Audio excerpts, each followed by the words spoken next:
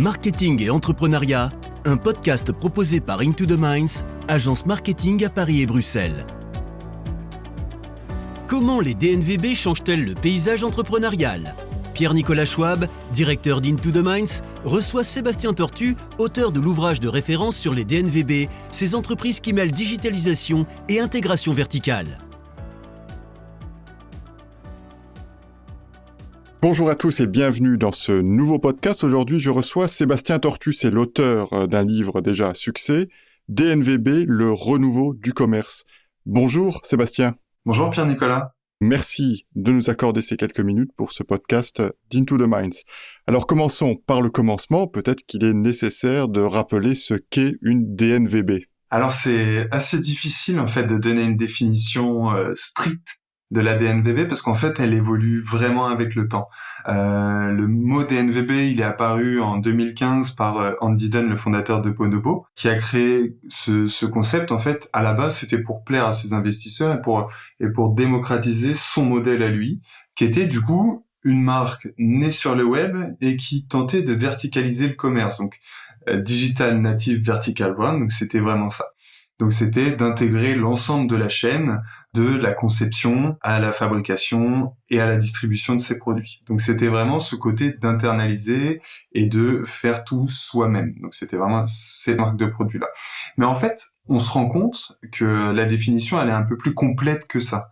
Et je pourrais le résumer comme une marque née sur le web, c'est vraiment important, portée par une mission forte, souvent de renverser le statu quo d'un marché. On pense à Teddy Bear sur les matelas, on pense à Jimmy Fairley dans la lunette, et avec cette envie de remettre le client au cœur de ses préoccupations en lui offrant une expérience mémorable, en lui apportant un meilleur produit à un prix plus juste. Et du coup, on se rend compte donc que la verticalité, c'est la conséquence et non la cause de l'entreprise. Les entreprises sont verticales pour servir leur mission d'apporter de la transparence, d'apporter de la proximité, et non.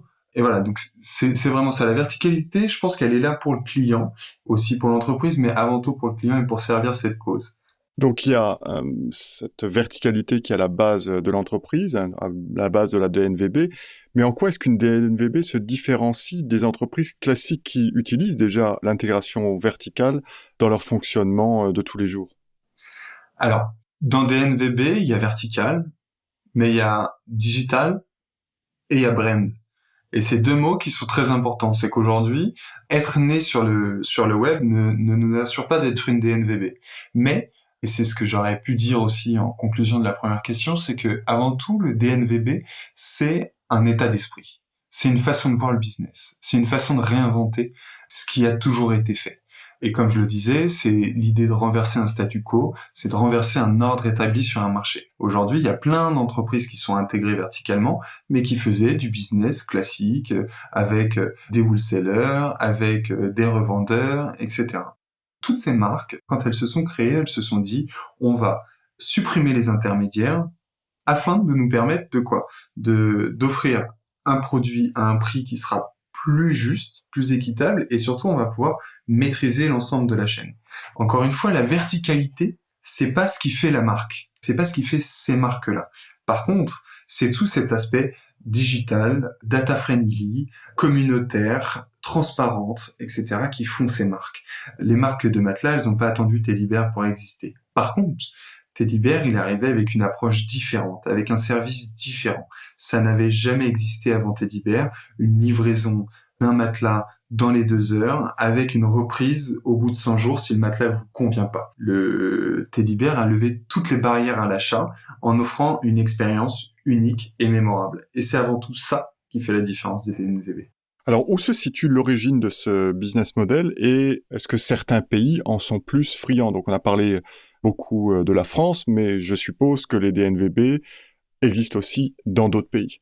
Comme je le disais au tout début, le modèle des DNVB, enfin l'acronyme, il a été créé par Andy Dunn, donc qui est le fondateur de Bonobo, qui a depuis été racheté par Walmart. Et lui, il l'a décrit parce que donc il avait intégré, il avait vraiment fait une DNVB, mais personne n'avait jamais théorisé le modèle. Et donc, pour convaincre des investisseurs de le suivre, il a essayé de théoriser ce modèle. Donc, c'est parti de là, en 2015. Et ensuite, il y a évidemment plein de marques qui s'y sont reconnues dans ce modèle. Donc, évidemment, la définition première, en se passant de tout intermédiaire, etc., elle est très forte aux États-Unis, parce que c'est un marché de plus de 300 millions de personnes, donc de potentiels clients, qui permet finalement d'intégrer toute la chaîne, parce qu'elle permet de vendre beaucoup sur le web. En France, on est un peu plus limité, le marché est beaucoup plus petit, on n'a pas la même maturité face au e-commerce, et du coup, on se rend compte que si vous êtes que sur le web, c'est beaucoup plus difficile d'exister. Vous pouvez, évidemment, il y a des très belles réussites qui sont 100% online, mais je redonne l'exemple de Teddy Bear, il a commencé à ouvrir des boutiques, Jimmy Fairley, il a ouvert des boutiques, et en fait, ils y viennent quasiment tous, parce que être 100% online, c'est se limiter quasiment 90% du marché. Alors c'est un aspect intéressant. Donc, est-ce que ça veut dire que la taille du pays conditionne d'une certaine manière la probabilité ou la possibilité de démarrer une DNVB, d'une part, et d'autre part, est-ce que ça veut dire que les DNVB, une fois qu'elles sont lancées, une fois qu'elles fonctionnent, eh bien elles se réintègrent un petit peu dans le retail traditionnel avec des points de vente physiques ? Première réponse, oui. Ça dépend vraiment des marchés. Alors, on peut le faire sur tous les marchés, hein. On peut lancer une DNVB dans n'importe quel pays. Mais c'est vrai qu'on va avoir cette limite d'audience pour une raison. C'est qu'en fait, la DNVB, dans tout ce qu'on se disait, il y a énormément de transparence, il y a souvent beaucoup de proximité, il y a un service client qui est très présent, etc. Et donc, qui connaît bien son marché, qui est très implanté. Si vous appelez n'importe quel service client des entreprises des DNVB qui comptent en France, le service client, il est en France. Ils sauront vous parler, ils savent ce qui se passe. Et du coup, il y a toute cette proximité avec le client qui compte. Et on le voit parce que l'internationalisation des marques, elle est pas si simple. Dans un sens où les DNVB françaises ont du mal à aller à l'étranger, mais dans l'autre sens aussi, c'est que les DNVB étrangères ont du mal à pénétrer le marché français.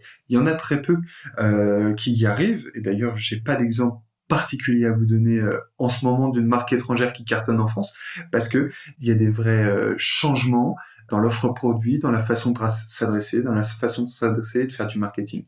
Quand on voit par exemple un matelas Teddy Bear qui vaut 600 €, 600 € en France, 600 € en Espagne, en Italie, aux États-Unis, en Allemagne, ça n'a pas la même valeur. Et du coup, il serait peut-être obligé de changer soit sa qualité de matelas, soit il sera obligé d'avoir une cible différente, et du coup, ça complexifie tout le modèle. Alors, je me souviens avoir interviewé Julien Sylvain, qui est le fondateur de Teddy Bear, il y a peut-être un petit peu plus d'un an, qui à l'époque voulait aller en Italie et qui me faisait déjà part de ces difficultés, en fait, de ces différences entre le marché français d'une part et le marché italien d'autre part. Mais est-ce que ces différences, en fait, elles sont propres au DNVB ? Non, ces différences de clientèle, d'attente des clients, d'après moi, elles sont inhérentes au marché, et une DNVB ou une autre entreprise aurait les mêmes problèmes pour s'intégrer et s'adapter à ce marché. Oui, elles auraient les mêmes problèmes, sauf que les DNVB, elles ont un rapport beaucoup plus sincère et profond avec leurs clients, et donc elles essayent beaucoup moins d'imposer un mass market, et elles essayent beaucoup plus de s'adapter aux clients. Et du coup, c'est pour ça que elles ont plus de mal à s'internationaliser, parce qu'elles ont des valeurs qui sont différentes. Une production locale, quand on est le slip français qu'on produit en France, etc., qu'on défend une production locale, quand on va les vendre aux États-Unis, on n'a plus les mêmes arguments marketing, parce que la production française, ça sera pas perçu pareil. On va pas aller à la rencontre des fabricants de la même façon. Et du coup, tout ça change. Et donc, c'est pour ça que voilà, l'internationalisation, c'est un vrai enjeu. Et je pense qu'on va l'observer dans les semaines, dans les mois et dans les années à venir, avec des réussites françaises qui déjà arrivent à prendre position sur le marché en France et qui vont devoir s'internationaliser. Et je suis vraiment curieux de voir comment elles vont faire. Alors vous êtes aussi membre de France DNVB, ce qui vous met dans une position particulièrement confortable pour répondre à la prochaine question. Combien y a-t-il de DNVB en France ? Est-ce qu'il y a un recensement ? C'est pas sympa de me dire que c'est confortable de répondre, parce qu'en fait, il n'y a pas de recensement, et il y en a tous les jours de plus en plus. On en voit apparaître tous les jours sur des nouvelles, pas toujours pour les bonnes raisons. D'ailleurs, on voit que les fondateurs des premières avaient vraiment des engagements très forts et qui s'y tiennent. Aujourd'hui, on voit qu'il y a de la concurrence qui arrive, et et certaines bien, d'autres un peu moins. Mais en tout cas, on observe qu'il y a on vient sur des verticales beaucoup plus fortes. C'est-à-dire qu'au début, il y avait des DNVB sur les fleurs. Maintenant, il y a des styles de fleurs. Il y a des DNVB sur des choses beaucoup plus classiques, des choses beaucoup plus jeunes, etc., etc. Donc en fait, elles viennent verticaliser chaque marché pour aller cibler des gens plus précisément. Les recenser, c'est impossible, ce serait un travail quotidien, et puis à partir de quel moment on les recense, est-ce qu'il faut qu'il y ait un chiffre d'affaires minimum, est-ce qu'il faut qu'il y ait des valeurs différentes et tout. Enfin, c'est compliqué. Vous l'avez dit, on observe la naissance presque quotidienne de DNVB, on assiste également à l'hyper-spécialisation de certaines DNVB. Est-ce qu'on n'en fait pas trop? Est-ce qu'il ne s'agit pas tout simplement d'un phénomène de mode, d'un buzzword qu'on colle sur un business model qui, en fait, a toujours existé, mais sous des formes différentes? Alors pour moi, l'acronyme DNVB est sans aucun doute un phénomène de mode et devrait bientôt être amené à disparaître, car sa définition, comme je le disais, elle ne correspond pas spécialement à la réalité des marques. Par contre, l'état d'esprit des DNVB, qui consiste à réinventer le statu quo sur des marchés souvent endormis, en mettant le client au centre des préoccupations des marques, en réinventant une expérience, en offrant un produit, encore une fois, un meilleur produit, un prix plus juste, une communication transparente et une possibilité de vivre ses engagements par ceux de la marque. Ça, c'est un état d'esprit qui devrait perdurer et que les gens attendent. Aujourd'hui, les DNVB, c'est une nouvelle norme sur les marchés et on pourrait jamais imaginer un retour en arrière. Est-ce que ça veut dire que certaines des entreprises qui se sont lancées en surfant sur l'acronyme DNVB sont amenées à disparaître dans les prochains mois, dans les prochaines années? Non, je pense que c'est l'acronyme qui va disparaître parce qu'on se rend compte encore une fois, surtout sur le marché français, qui veut pas dire grand chose. Par contre, les valeurs, les engagements et les missions de ces entreprises-là, elles vont perdurer. Maintenant, c'est sûr qu'il y en a qui vont mourir parce qu'il faut atteindre une taille critique.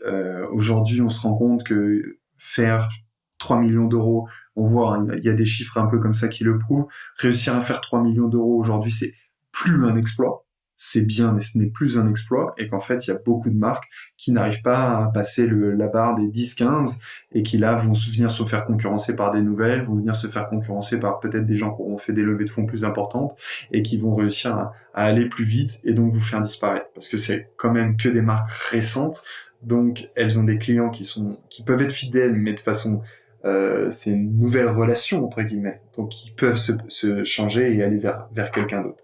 Donc il va y avoir des déchets, comme dans toutes les marques, il va y avoir du dégât, mais je crois encore une fois que l'acronyme va disparaître, mais que cette mentalité va rester parce que c'est ce que les gens veulent. Et il y a une chose qu'il faut pas oublier, c'est quelqu'un qui a aujourd'hui 22 ans, il n'a jamais consommé différemment qu'avec les DNVB sur le marché. Donc pour lui, c'est une norme absolue. Aucun jeune de 20 ans n'achètera, je redonne l'exemple du matelas, un matelas sur Internet sans pouvoir se faire livrer, sans pouvoir se le faire reprendre gratuitement. C'est impossible. Merci Sébastien Tortu pour le temps que vous avez bien voulu nous accorder. Je rappelle que vous êtes l'auteur de DNVB, le renouveau du commerce, un livre que j'ai reçu, dédicacé de votre part. Je pense que j'y ai contribué très modestement à une époque. Donc encore merci et à bientôt. Merci beaucoup. Au revoir. Cet épisode de Marketing et Entrepreneuriat vous a plu ? Alors n'oubliez pas de vous abonner. À bientôt.